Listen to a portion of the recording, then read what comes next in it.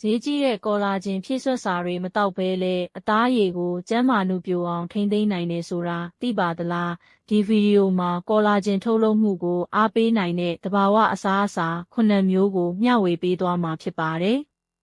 အသက်အရွယ်ရလာတာနဲ့အမျှခန္ဓာကိုယ်ကကောလာဂျင်ထုတ်လုပ်မှုဟာတဖြည်းဖြည်းလျော့နည်းလာပါတယ်ဒါကြောင့်အသားရည်တွန်းလာတာပါလာတာအယောင်မိန်လာတာတွေဖြစ်တတ်ပါတယ်ဒါပေမဲ့ဈေးကြီးတဲ့ကောလာဂျင်ဖြည့်စွက်စာတွေကိုအမြဲတောက်နေဖို့တော့မလိုပါဘူးနေ့စဉ်စားတောက်တဲ့အစားအစာတွေကိုမှန်မှန်ရွေးချယ်ပေးရုံနဲ့လည်းခန္ဓာကိုယ်ရဲ့သဘာဝကောလာဂျင်ထုတ်လုပ်မှုကိုအထောက်အကူပြုနိုင်ပါတယ်နံပါတ်1ကတော့ဗီတာမင်စီကျွဲဝတဲ့တံမယာသီးတံမရိုသီးလိမ္မော်သီးကီဝီသီးနဲ့မာလကာသီးတို့လိုအသီးနှံတွေပါဗီတာမင်စီဟာကောလာဂျင်ထုတ်လုပ်ဖို့မရှိမဖြစ်လိုအပ်တဲ့အာဟာရတစ်မျိုးဖြစ်တာကြောင့်နေ့စဉ်ပုံမှန်စားပေးသင့်ပါတယ်နံပါတ်2ကတော့ကြက်ဥအကာပါကြက်ဥအကာမှာကောလာဂျင်ဖွဲ့စည်းရာမှာအသုံးဝင်တဲ့ပရိုလင်းလို့ခေါ်တဲ့အမိုင်နိုအက်ဆစ်ပါဝင်တာကြောင့်ဟင်းသီးဟင်းရွက်သစ်သီးတွေနဲ့တွဲဖက်စားပေးရင်ပိုကောင်းပါတယ်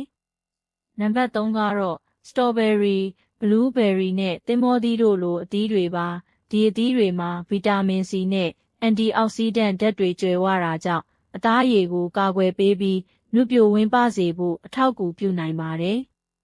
နံပါတ်4ကတော့ပင်လယ်ငါးနဲ့အရေခွန်ပါဝင်တဲ့ငါးတွေကိုစားပေးသင့်ပါတယ်ဒီငါးတွေမှာအိုမီဂါ3အဆီဓာတ်နဲ့ကောလာဂျင်ဆိုင်ရာအာဟာရတွေပါဝင်တာကြောင့်အသားရည်ကိုဆိုပြေတင်းရင်းစေဖို့အထောက်အကူဖြစ်နိုင်ပါတယ်နံပါတ်5ကတော့ကြက်သားနဲ့အရိုးပြုတ်ရည်ဖြစ်ပါတယ်အရိုးပြုတ်ရည်မှာသဘာဝကောလာဂျင်ပရိုတင်းတွေပါဝင်နိုင်တာကြောင့်မျှတတဲ့အစားအသောက်ရဲ့တစ်စိတ်တစ်ပိုင်းအနေနဲ့စားသုံးနိုင်ပါတယ်နံပါတ်6ကတော့ဟင်းနုနယ်ကိုက်လန်တို့လိုအစိမ်းဟင်းရောင်ဟင်းသီးဟင်းရွက်တွေနဲ့ငရုတ်ပွားတွေကိုစားပေးသင့်ပါတယ်ဒီအစားအစာတွေကကောလာဂျင်ထုတ်လုပ်မှုကိုအားပေးပြီးဆဲကျန်းမာရေးကိုလည်းအထောက်အကူပြုနိုင်ပါတယ်နံပါတ်9ကတော့ကယ်ရှူးဆေးဘာဒန်ဆေးနဲ့နေကြာဆေးတို့လိုအစိအစံတွေမှာဇင်းနဲ့ကော်ပါလိုသတ္ထုဓာတ်တွေပါဝင်တာကြောင့်ခန္ဓာကိုယ်ကကောလာဂျင်ကိုပုံမှန်ထုတ်လုပ်နိုင်ဖို့ကူညီပေးပါတယ်ဒါပေမဲ့သတိထားရမယ့်အချက်ကတော့အစားအစာတစ်မျိုးတည်းကိုစားရုံနဲ့အသားရည်ချက်ချင်းနုပြိုလာမှာမဟုတ်ပါဘူးမျှတတဲ့အစားအသောက်အိပ်ရေးဝဝအိတ်တာရေလုံလောက်အောင်တောက်တာနေအောင်ကြည်တံကိုကာကွယ်တာနဲ့ကျန်းမာတဲ့နေထိုင်မှုပုံစံကိုတွဲဖက်လှုပ်ဆောင်မှအသားရည်ကိုရေရှည်ကျန်းမာနုပြိုစေနိုင်မှာဖြစ်ပါတယ်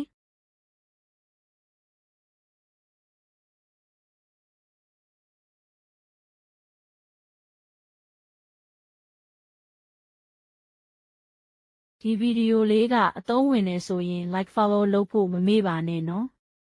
သိထားသင့်တဲ့သူတွေရှိရင် share ပေးခဲ့ပါဦးနောက်ထပ်ကျန်းမာရေးဗဟုသုတတွေကိုဆက်လက်မျှဝေပေးသွားပါမယ်